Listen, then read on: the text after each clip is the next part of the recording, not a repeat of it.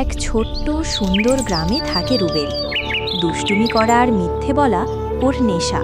প্রতিদিনের মতো জঙ্গলের পাশের মাঠ দিয়ে হেঁটে যাচ্ছিল রুবেল। মাথায় শয়তানি বুদ্ধি আসলো। তখন সে জোরে জোরে সবাইকে ডাকতে থাকল আর বলল, দেখেছ, এখানে গরু উল্টে গেছে।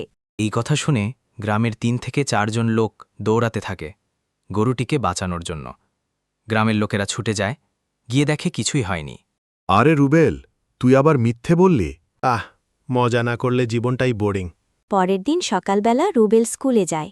রুবেলের মিথ্যে বলার অভ্যাস শুধু খেলাধুলায় নয়, স্কুলেও।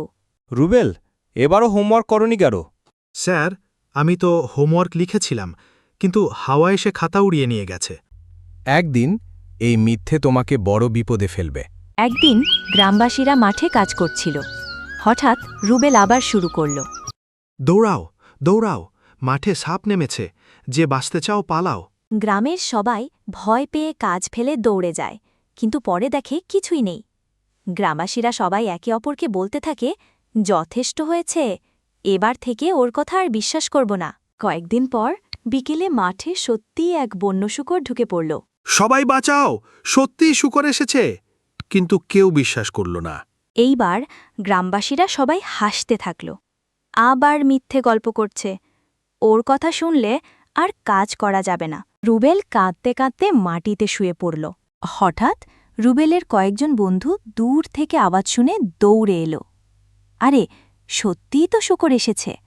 তাড়াতাড়ি সবাই মিলে লাঠি নাও। আমি তো নিজেই দায়ী, মিথ্যে বলে সবাইকে বিরক্ত করেছি। দেখছো বন্ধুরা, মিথ্যে একদিন কাউকে বিশ্বাসযোগ্য রাখে না। কয়েক মাস পর রুবেল গ্রামের সবার প্রিয় হয়ে উঠল, কারণ সে আর মিথ্যে বলতো না। এখন রুবেল সত্যবাদী ছেলে। আমি শিখেছি, মিথ্যে যত মিষ্টি হোক, সত্যের জয় সব সময় হয়। বন্ধুরা, গল্পটা ভালো লাগলে লাইক, কমেন্ট, শেয়ার করো। নেক্সট কোন ভিডিও দেখতে চাও, কমেন্ট করো।